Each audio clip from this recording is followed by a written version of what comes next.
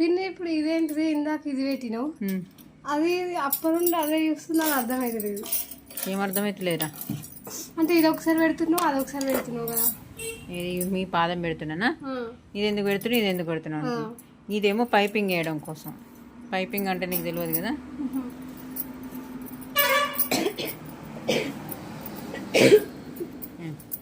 ఇట్లా గోటులాగా సన్నగా అర్థమైనా? ఇట్లా వేసేటప్పుడు దీని మీద ఇది రాదు కాబట్టి థ్రెడ్ అనేది ఇప్పుడు ఉంది కదా పైపింగ్ దారం.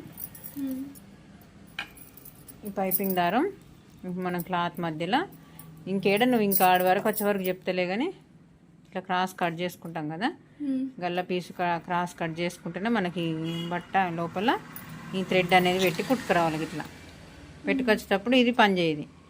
ఇది కూడా పని చేస్తుంది కానీ సెట్టింగ్స్ ఉంటాయి అన్నట్టు. మళ్ళీ ఏమైనా సెట్టింగ్ పోతే ఇబ్బంది అవుతుంది అని చెప్పి ఈ పాదం ఉంటుంది. ఈ థ్రెడ్ అనేది దీని పక్కెంబడి ఇట్లా వస్తుంది. ఇట్లా ఇట్లా ఇట్లా అర్థమైందా? ఈ సూది దీని పక్కకు పడుతుంది.